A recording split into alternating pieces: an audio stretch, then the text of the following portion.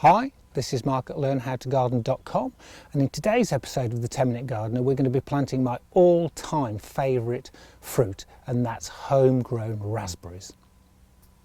If you don't already subscribe to us at Learn How to Garden, there is a link below this video.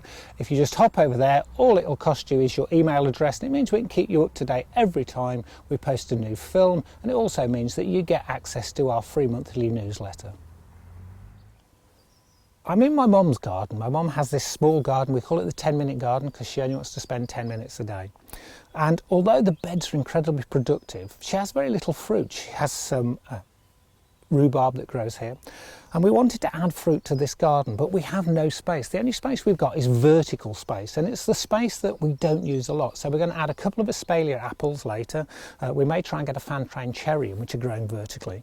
But down the side of the greenhouse, which at the beginning of the year needs a lot of light, that wouldn't work because it would exclude too much light. But what will work perfectly are autumn fruiting raspberries.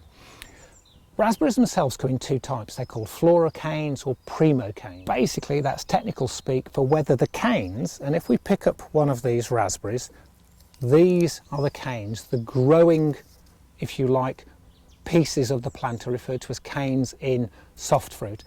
Prima canes are raspberries that grow and actually produce fruit in 1 year, and they actually appear in the autumn. They're the autumn fruiting varieties. And the flora canes grow the cane 1 year over winter, and they produce the fruit in the second year. So we wouldn't want the canes excluding any light at the beginning of the year, so autumn fruiting varieties are perfect to put down the side of this greenhouse. And what we've done is we've prepared the ground. It's about 2 feet wide, and we've double dug all the way along. And again, with fruit, I think it's really important that you double dig. You want to get lots of manure, lots of compost deep into the ground, and you don't want to dig just little planting holes. If you dig a planting hole, all you're actually doing is creating a small sort of water sink, like a sponge. And all the water from the surrounding area will flow into where you've made the ground much more sort of soft, much more friable, and it will actually drown your plant. I know it sounds silly, but it will actually drown your plants if you just do little holes. So go to the effort of preparing it all. Double dig the trench where you're going to put your raspberries in. And as we've said, bare rooted plants will arrive with these long bare roots. With raspberries, it's very important that you don't plant it any deeper really than it was in the nursery. So it's about 3 inches deep into the ground. And in 8 feet, we're going to plant these, which are the autumn varieties, 4 feet apart. If it was summer varieties, you can actually get away with them being closer, which is about 18 inches apart. And what we're going to do to help establish these is actually put a mycorrhizal fungi along the bottom of the trench. And the mycorrhizal fungi is a fungi that naturally occurs. About 90% of the plants on the planet rely on this fungi to help them grow. And it's a symbiotic relationship. Both the fungi and the plant benefit from them being there. But it's vitally important that this fungi comes into contact with those roots. So the first thing we're going to do is actually put some of this fungi, and it comes in sort of granular form, along the bottom of this trench. I'll do a separate post exactly on what mycorrhizal fungi is and how it works. So, after this, I'll put a link below this video. You can hop over there and sort of get all the sort of geeky gen on why you should be using it. So I'll just put this along the bottom first. It's important when we plant these that you spread the roots out along the trench. And then you take the soil that's been dug out, and this has had compost worked into it, and press it down. You need the fungi and the soil around those roots.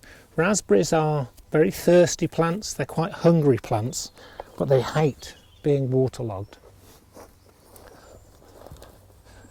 And I think they'll do very well along the edge of this greenhouse. And it's making use of an area of land in the garden that really has been quite unproductive.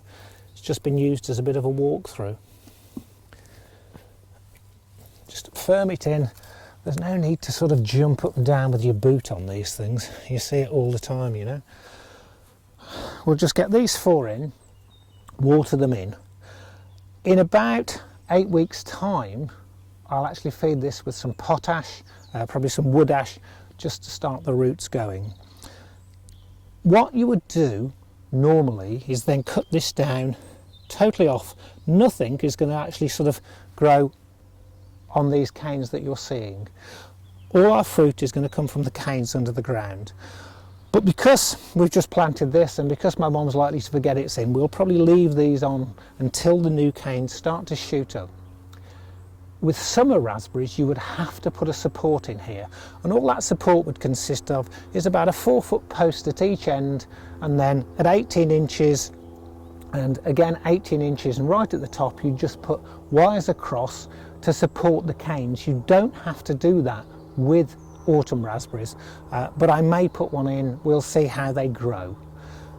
The other one, or the other thing you need to remember about summer raspberries that makes it very easy, because you're going to grow canes one year and they're going to fruit the next, it's best to try and get all the new canes in the centre, but the ones that are going to fruit bend out along the wires. That way you can always remember which are your new growing canes and which are your fruiting canes.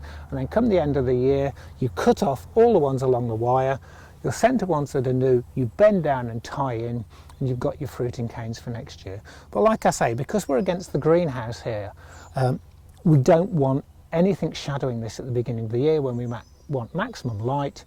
When we get towards the end of the year, when these are fruiting, we'll already have greenhouse shading on here and they won't shade out that much.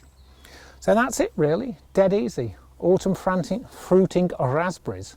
They come at a time when a lot of soft fruit isn't around. They taste so much better than what you can get from the shops. These are Autumn Bliss. Primo is another variety that I've grown before. Really easy, one of the easiest fruit to grow, and you won't regret putting them in. So that's Mark at Learn How to Garden saying I hope you've enjoyed that quick video, and until next time, thanks a lot for watching Learn How to Garden.